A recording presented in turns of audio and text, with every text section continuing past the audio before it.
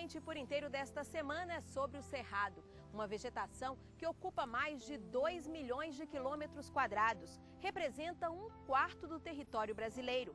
Em tamanho, perde apenas para a floresta amazônica. O cerrado é assim, árvores com troncos retorcidos, obras de arte, esculturas vivas da natureza.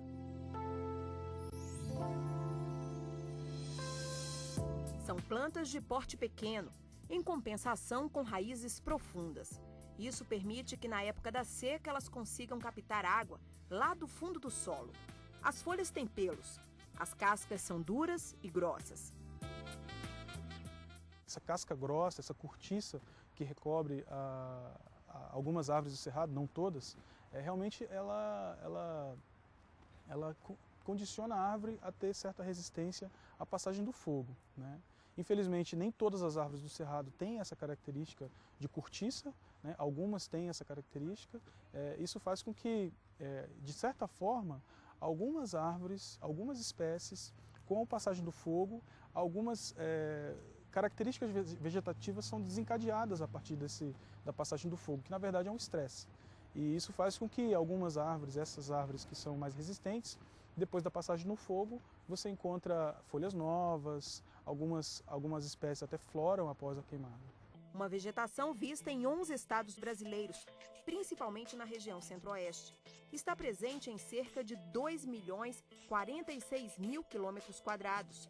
Fora do Brasil, só tem cerrado em pequenas áreas da Bolívia, Venezuela e Guiana. Maria Magali é engenheira agrônoma. Ela conta, o que também chama a atenção é o papel que o cerrado desempenha na distribuição dos recursos hídricos. O cerrado é uma caixa d'água, né? Quer dizer, ele recebe a chuva, né? Ele drena e corre, por exemplo, para a Bacia Amazônica. Aliás, ele corre para todas as bacias, até para o Pantanal. A água sai daqui para abastecer, né, as outras geográficas do Brasil. No último dia 11 foi o Dia Mundial do Cerrado. Uma vegetação assim, simples, modesta, mas rica, surpreende na biodiversidade. Uma beleza nada convencional, às vezes até excêntrica. A exemplo da trepadeira papo de peru. O nome resultou da forma da flor. O cheiro não é nada agradável, mas isso tem um motivo: atrair o polinizador da planta, que é a mosca. Tem o pequizeiro, que dá o pequi. No ano passado, em Minas Gerais, entrou em vigor uma lei que considerou o pequizeiro de preservação permanente, de interesse comum e imune de corte no estado. A norma permite a retirada em apenas algumas situações e sempre com autorização do órgão competente. No Distrito Federal, o pequizeiro e outras 12 espécies, como o pau-doce, os ipês, o buriti, a copaíba e a sucupira branca, foram tombados como patrimônio histórico da região. A retirada só em casos extremos e desde que se coloque uma muda para substituir o que foi retirado. O papo de peru e o pequizeiro são apenas 2 tipos numa lista extensa do que se encontra no cerrado. Para todo lugar que você olha, nessa época da floração, que é agora, setembro, outubro, agosto, você tem plantas lindas, né? Nós temos o pau-santo, que é uma planta maravilhosa, de linda e o fruto lindo. Temos o barbatimão, que é uma planta que está até ameaçada de extinção, porque a casca dele é cicatrizante, altamente cicatrizante, né? Essa é a cagaita, ela é uma planta típica do cerrado, tem uma flor branca, pequenininha, está bem do alto aqui, não dá para a gente pegar. O fruto está mais acima ainda, é amarelo, bem docinho e pode fazer geleia, pode fazer suco. Agora, a cagaita virou o resultado de um ditado popular, não é isso, Regina? Então, tem um ditado popular, é assim: cagaiteira não cai na poeira, significando que os frutos só vão cair onde a gente pode colher e comer na época das primeiras chuvas no cerrado. E quem pega o fruto que acabou de cair, está quentinho, o que acontece? Fica com dor de barriga. Então o fruto tem que ser comido frio, né? E é muito gostoso, bem saboroso. É uma das frutas com um grande poder econômico, né, no cerrado. O solo do cerrado é ácido, tem alto teor de ferro. E aí os agricultores vão atrás de alternativas para garantir o plantio e a colheita. Você sabe que nós temos grandes plantios de soja, de milho, de sorgo, de arroz. Arroz é muito plantado no cerrado, né? O famoso arroz sequer. é muito plantar no cerrado. Nós, embora tenhamos essa sazonalidade, é permitido plantar às vezes até 2 culturas por ano, porque nós temos calor, que é uma necessidade, né, para a vegetação crescer, praticamente o ano inteiro, né? E é nesta busca para garantir a produção de alimentos que a combinação agricultura e cerrado traz à tona um problema: o fim da vegetação. Aonde nós temos cerrado ainda preservado são aquelas regiões que não são adaptadas para a agricultura mecanizada, principalmente. Só 3% do cerrado hoje são protegidos em unidades de conservação. Não existe uma lei específica de proteção ao cerrado, né? A lei que protege parcialmente o cerrado é o Código Florestal, que foi recentemente editado, né? Foi reformulada uma nova lei e, sem dúvida, houve alguns retrocessos, mas houve alguns avanços também. Mas, infelizmente, não há uma lei de proteção, assim como há para a Amazônia, assim como há uma lei específica de proteção à Mata Atlântica, por exemplo. Infelizmente, no cerrado não existe uma lei de proteção.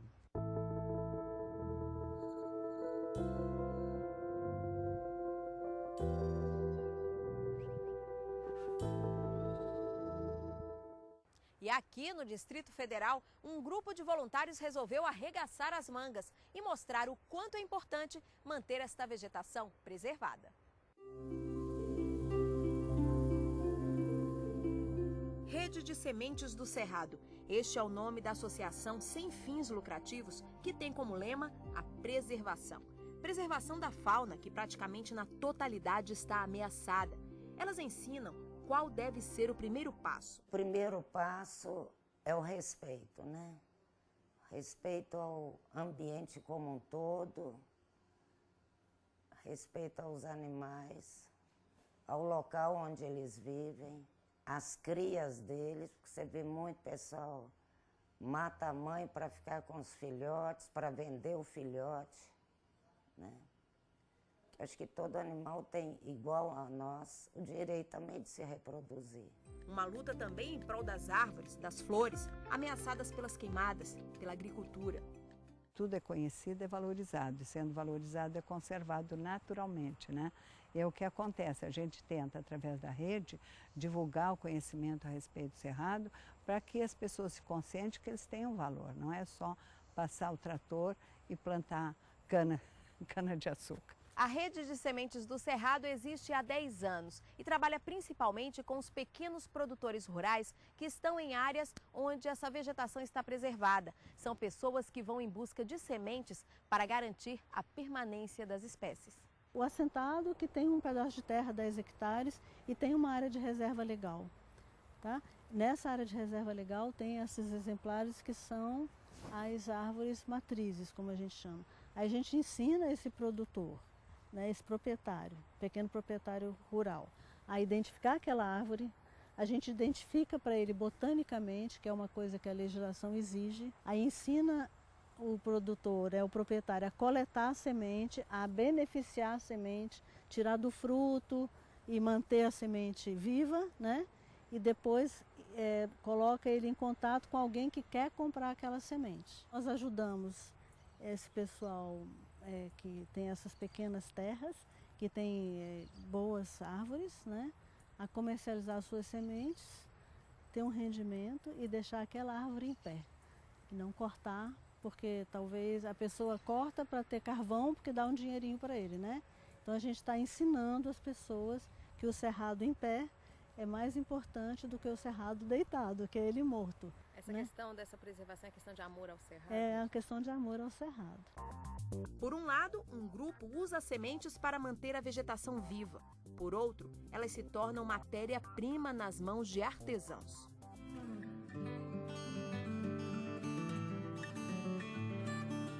Quando o assunto é artesanato, criatividade não pode faltar.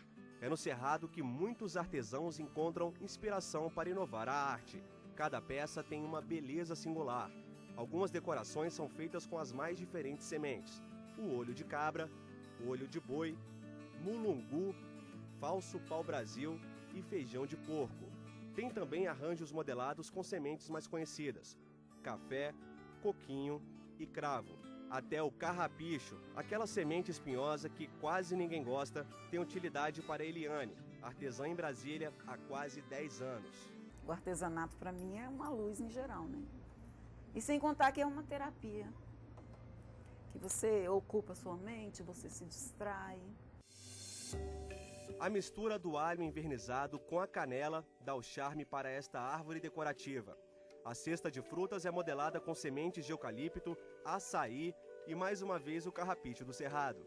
O relógio de parede e um porta-chaves também viram objetos de decoração. Gosto de ver para aprender e até fazer também, né? Acho muito importante os trabalhos que são feitos. É um enfeite que deixa a casa colorida, né? Com coisas naturais, cheirosas. Muito bonito. Para dar de presente também é ótimo. As folhas moeda, que passam despercebidas no dia a dia, se transformam neste arranjo de rosas coloridas. Eliane explica que o processo é todo manual. Ela é feito um processo de desidratação e depois é o processo de esqueletização, para chegar nesse processo aqui. Depois para montar a rosa e montar os arranjos. O lema dos artesãos é usar sempre a criatividade. Tudo que vem do nosso cerrado brasileiro pode ser utilizado e virar matéria-prima de todos esses produtos. Tem que elaborar muito bem as peças que vai montar, que vai fazer. E às vezes para não fazer a mesma coisa que tem já outro comercializando. No artesanato é preciso.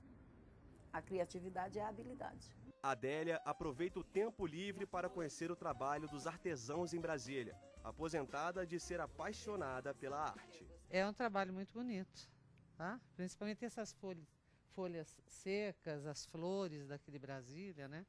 Do Cerrado.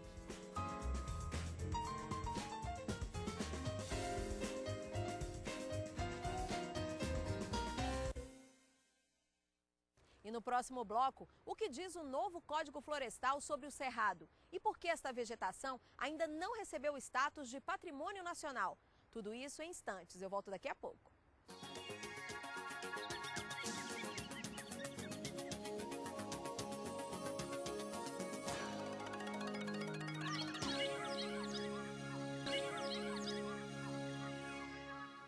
E o Meio Ambiente por Inteiro recebe o diretor do Centro de Referência em Conservação da Natureza, professor Manuel Cláudio. Professor, muito obrigada pela participação. Obrigado pelo convite.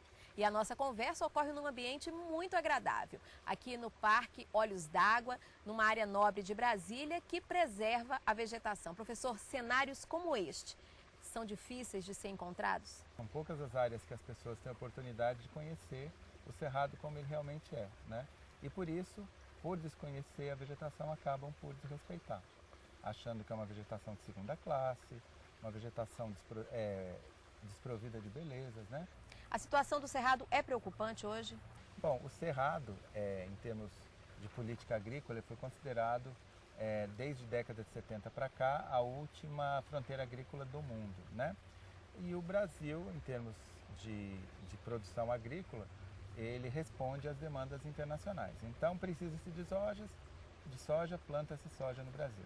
Se precisa de milho, planta-se milho. Se precisa de algodão, planta-se algodão. A gente vai dançando que nem a música internacional. E o Cerrado, como tem, em sua maior parte, um solo bastante plano e profundo, fácil de ser desmatado, fácil de ser trabalhado, né? Apesar de ser um solo bastante pobre para a agricultura, produz soja, pasto, né? Grande quantidade de pasto para agropecuária e produção de algodão, né? Então essa vegetação toda foi em grande parte destruída para a gente fazer mais para responder uma demanda internacional do que propriamente uma demanda interna, né? Os produtos que são produzidos aqui são em grande parte, como a soja, exportados para a Europa, para os Estados Unidos e para a China. Lá esse material vai ser, os grãos, né, vão ser transformados em ração para o gado, para o frango e para os porcos. E aí, como equalizar essa situação? Precisa-se produzir, mas ao mesmo tempo sem destruir a vegetação. É possível? Bom, essa é uma equação que atormenta a cabeça de qualquer ecólogo nesse planeta, né? A gente vê um cenário onde a população humana só cresce, e a demanda por alimentação, por moradia, por água, por vestimenta cada vez maior. Então, como é que a gente responde a essa situação num planeta que tem uma área muito restrita para a produção de alimentos, né? Muitos solos, grande área do planeta é desértica, outra área do planeta é gelada, essas condições não são propícias para a produção agrícola e a população que não para de crescer. Então a equação passa pelo controle de uma população que cresce mais ou menos ao seu bel prazer. Tem algum cultivo que prejudica mais o cerrado ou não? A grande questão é você colocar 1 milhão de plantas da mesma espécie no mesmo lugar. Então, quando acontece uma praga, um gafanhoto, por exemplo, ele se reproduz tanto porque o alimento está tão farto, a população cresce em função da disponibilidade de alimento. Depois que come tudo, qual é a solução? No próximo ano, ao invés de dar gafanhoto, coloca-se veneno, né? Esse veneno pode contaminar o ar, pode contaminar a água, contaminar o solo. E assim, em função de uma produção cada vez maior, o número de venenos agrotóxicos que a gente usa vai só aumentando. Quais os impactos da destruição do cerrado nos recursos hídricos? Se você tem uma agricultura onde a mata de galeria não é preservada, aí tem tudo a ver com o Código Florestal, esses venenos vão chegar nos corpos d'água.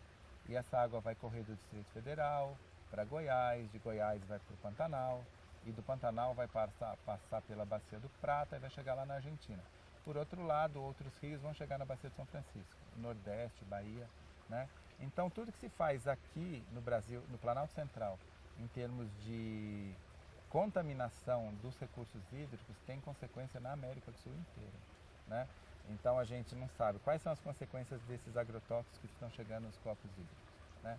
Quais são as consequências da poluição das indústrias nesses corpos d'água, né? E professor, vamos para uma curiosidade. No Cerrado tem morcegos, são diversas espécies e eles estão entre os principais polinizadores e plantadores de árvores.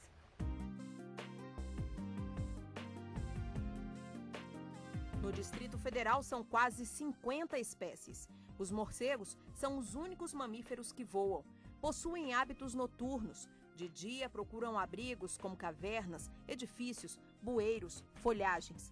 É durante o voo que eles dispersam as sementes. O morcego ele tem um hábito de tirar o fruto da árvore e não comer na mesma árvore, por uma questão de se defender de predadores. Durante o voo, ele vai defecando e fazendo tipo uma chuva de sementes. E esse processo é muito importante na recuperação de áreas que foram desmatadas. Os morcegos são os principais polinizadores do pequizeiro, que dá o pequi.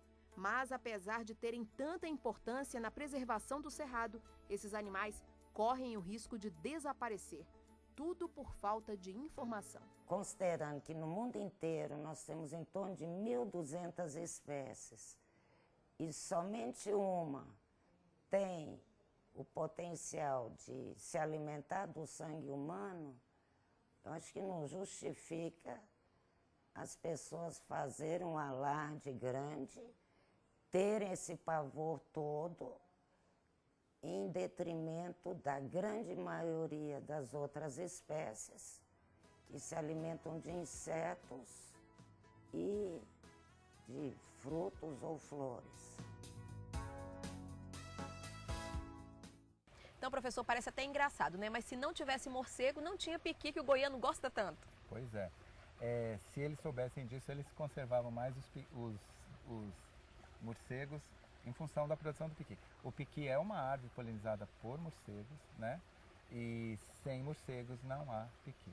Além dos morcegos, o cerrado tem muitos polinizadores como as vespas, borboletas, pássaros, né? Cada planta se especializou em um tipo de polinizador. Vamos aproveitar que a gente falou de morcegos, vamos falar da fauna do cerrado. A flora é riquíssima, espécies variadas. E a fauna, como é que é? Muitos animais? É uma fauna de insetos muito grande. Os grandes animais que existem no cerrado, lobo-guará, anta, alguns felinos, né? Onça parda, onça pintada, são animais que precisam de um território muito grande para se reproduzir. Por quê? Como a fauna tem um grupo pequeno de animais, uma onça parda prenha, ela precisa de 200 mil hectares para se alimentar. E como o cerrado hoje está muito fragmentado, plantios de soja, pastos, né? Acaba que esses animais não têm onde se alimentar, então a população deles está bastante reduzida. Interessante que a destruição do cerrado causa um impacto direto na reprodução dos animais, no lobo-guará, por exemplo, né? Um casal de lobo-guará, né? Ou um lobo-guará fêmea que esteja prenha, ela precisa de cerca de 80 mil hectares para manter a sua prole. Se eu contar isso para um fazendeiro de soja, ele vai falar um absurdo, que uma fêmea precisa de tanta área para alimentar. Mas como a fauna do cerrado é pequena, né, a disponibilidade de recursos é relativamente rara, então ele tem que circular por uma área enorme para conseguir manter a sua prole. Floresta Amazônica, Mata Atlântica, as duas já receberam na Constituição Federal o status de patrimônio nacional. Como é que fica o cerrado nisso? O cerrado foi considerado o primo pobre da vegetação, embora ele seja riquíssimo, né? É a savana mais diversa no mundo. A gente tem uma lista de cerca de mais de 12 mil espécies de plantas aqui. Então eu não sei exatamente quem resolveu que o cerrado não merecesse esse título de patrimônio. Na verdade, isso é uma questão política, né? O cerrado já vinha sendo vislumbrado como a última fronteira agrícola do mundo para a produção de alimentos. Então, o que o governo brasileiro fez, ou que a Constituição fez, foi simplesmente referendar essa questão política internacional de que o Brasil seria, de 70, 80 para cá, o grande celeiro de produção de grãos do mundo, né? E recentemente, professor, o Brasil ganhou um novo Código Florestal. Quais os impactos disso no cerrado? A gente imagina que houve perdas, né? Não tem uma avaliação muito realística disso, mas a gente sabe que em termos de demanda de recuperação de áreas degradadas, o Código reduziu bastante essa demanda, né? Então a gente espera que essas demandas por recuperação sejam contempladas, né? E que a gente consiga com isso conservar os recursos hídricos, conservar o solo. A coisa mais importante que tem num ambiente é a água e o solo. Se você tem isso contaminado, perda de solo, solo com fertilidade reduzida em função de superexploração pela agricultura, a gente tem perdas no bioma como um todo. E por falar em legislação, São Paulo tem uma lei para proteger o cerrado. A norma completou 4 anos de vigência. É a primeira lei estadual que trata de um único bioma. A legislação trouxe critérios mais rígidos para utilização e preservação do cerrado. Entre eles, a adoção de restrições mais severas na hora de conceder os licenciamentos em regras que têm este tipo de vegetação. Nas áreas de cerradão, onde a vegetação tem mais de 90% de cobertura do solo e onde há árvores e arbustos tortuosos, está proibido qualquer tipo de intervenção do homem. Estudos revelam que o cerrado em São Paulo antes representava 3,4 milhões de hectares do território do estado. Hoje está presente em 211 mil hectares. O Brasil precisa de uma legislação federal. Em quais aspectos essa lei tem que ser mais rígida para preservar o cerrado? Eu acho que precisa. São Paulo aprendeu por experiência própria de ter desmatado quase todo o cerrado que eles têm, que na verdade eles precisam do cerrado, então em termos emergenciais eles apareceram com uma legislação específica para o estado. Agora, eu espero que o Brasil como país não espere que a situação do cerrado nacional chegue ao estado de conservação que o cerrado estadual de São Paulo chegou, para que a gente acordasse e fizesse uma legislação específica para proteção. Na verdade, o que eu acho que falta é educação, né? Se a gente tiver esse contexto ambiental ensinado desde os primeiros anos da escola básica, a gente teria uma situação de conservação muito melhor. Na verdade, a gente desde pequeno aprende a ser economista, né? Você sabe que no final do mês você tem que pagar suas contas, você tem X de salário e tem X de conta, você sabe que isso é o que você pode viver com. Só que a gente não aprendeu a ser conservador, ambientalista, né? Ecólogo. Então a gente no final não cuida da natureza, e a destruição da natureza tem como consequência o aumento do custo de vida e a perda da qualidade de vida. Professor Manuel Cláudio, muito obrigada por aceitar o convite e participar do programa. Bom, foi uma satisfação sempre que vocês precisarem, a gente está à disposição para falar do Cerrado, eu e outros tantos professores que a gente tem lá no centro, e agradeço a oportunidade de divulgar esse bioma que a gente trabalha há tanto tempo para sua conservação.